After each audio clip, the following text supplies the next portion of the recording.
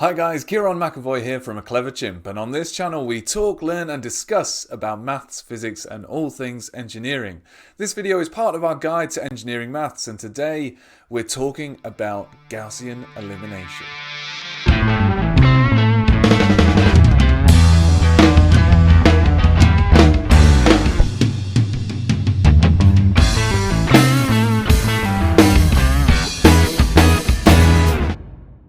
So if you watched my History of Matrices video, you'll know that Gaussian elimination, or at least a version of it, was used in 200 BC.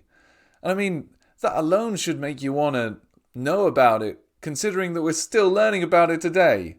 Or at least the modern version that Gauss conveniently named after himself. So, it must be good stuff. It's a method in which we can solve a system of linear equations in a methodical and algorithmic manner.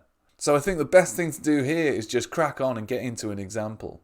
So here I have three simultaneous equations with three unknowns, and I've already put it into the matrix format over here. So the way in which we would go about solving a normal system of linear equations, we would want to eliminate variables to end up having one variable equaling something on the right here, and therefore, then we'll be able to solve for that variable and then plug it back into the other equations, solve for another variable, and so on as we go, and then eventually have all of the variables and what their solutions are. It's no different with matrix algebra.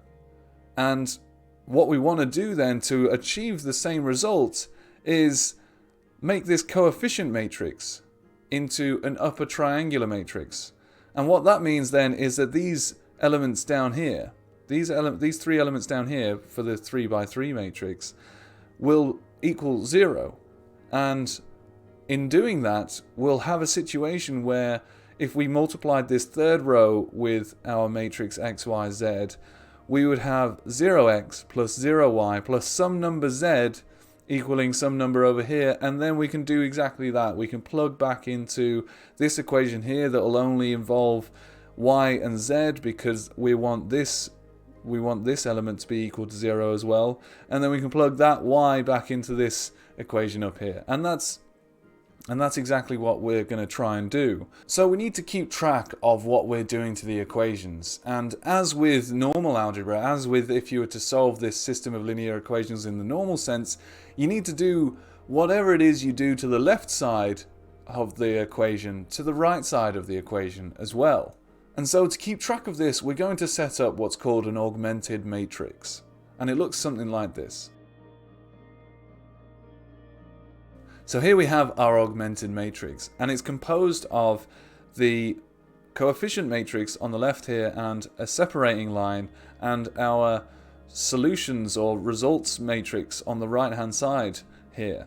And we've just basically got rid of the equal sign and these variables here so that it's easier for us to keep track of what's going on, and you'll see the reasons as to why it's so helpful to put it in this form as we go through it. So there's a couple of rules that we need to follow here, and an easy way in which we can remember what those rules are is you just have to make sure you don't do anything you wouldn't do to the linear equations.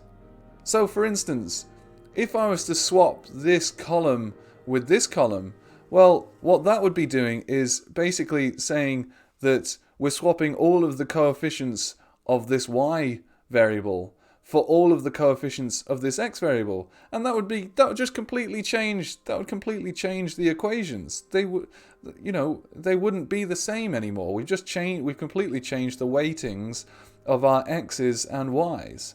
Other than that, you can pretty much do whatever you would normally do to the equations in terms of this augmented matrix. So let's just crack on and give it a go. Okay guys, so the video is going to be pretty methodical and mathsy now, and I do encourage you, if you feel like you're understanding it, just to take it and go for it and try and get to the answer yourselves. Otherwise, let's crack on. So we want to be making this part of the augmented matrix an upper triangular matrix. And there's no reason for it to actually be an upper triangular matrix. It could be a lower triangular matrix, and the variable that we're actually just looking to get by itself is the x variable.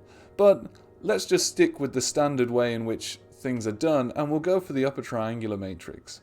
So what we want to do is what's called elementary row operations on the matrix. And what that means is that we can scale a row, we can add rows together, we can take rows away, we can add scaled versions of a row to another row, like we can just do whatever we want so long as we keep things the same both sides. Alright? Just the same way you would do with an equation, you know?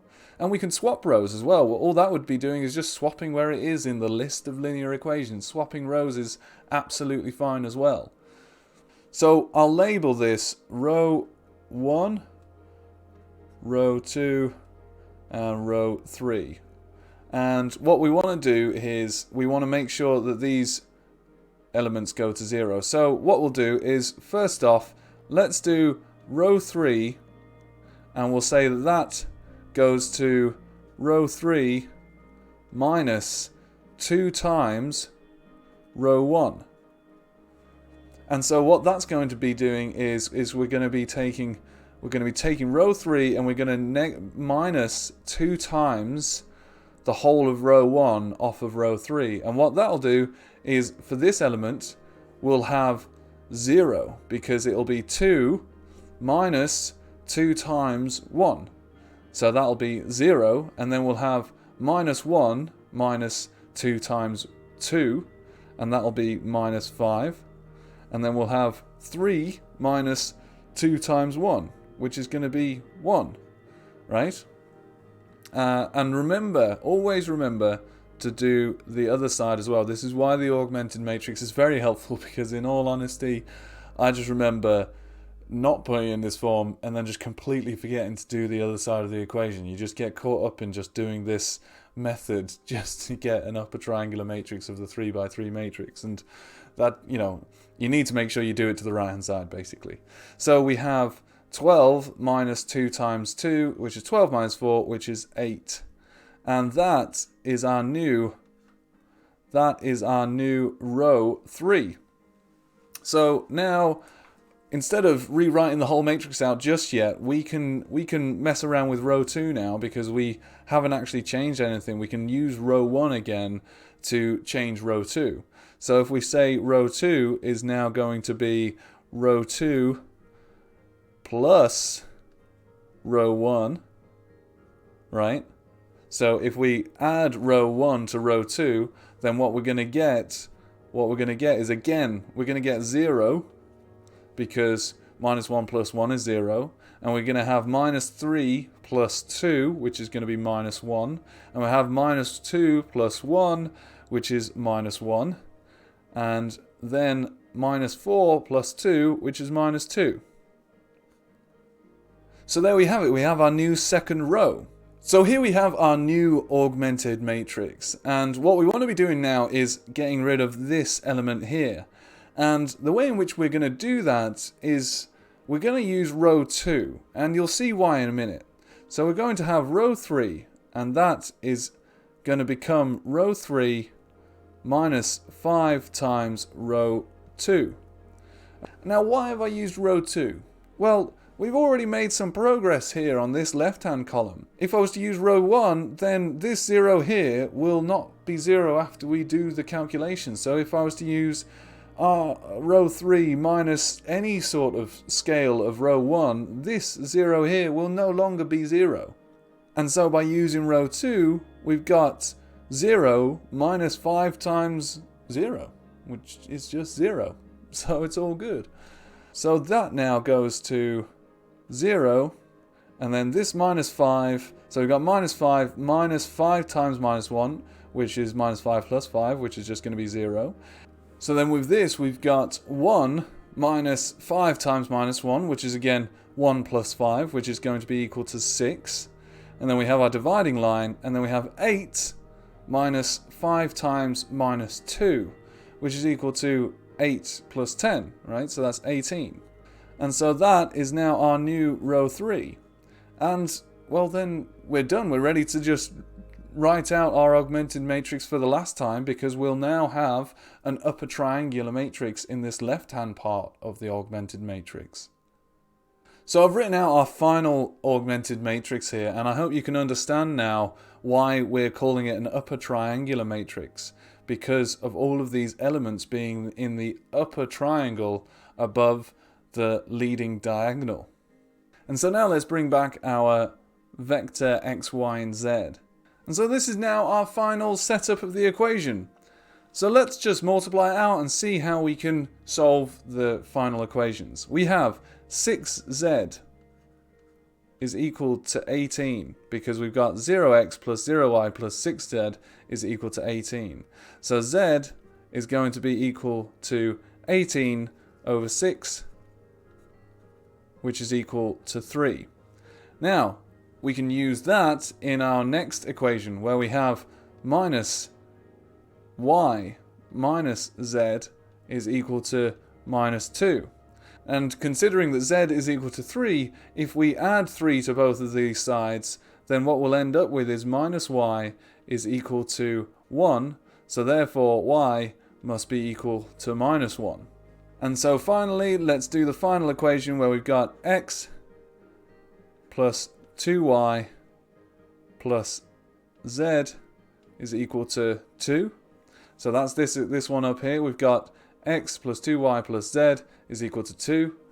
And so therefore we've got x plus minus 2, because we've got y is equal to minus 1, plus 3 is equal to 2. Now, minus 2 plus 3 is equal to 1.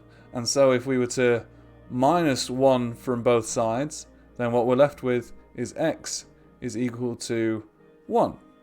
And there we have it. We have our final solutions. We have x is equal to 1, y is equal to minus 1, and z is equal to 3.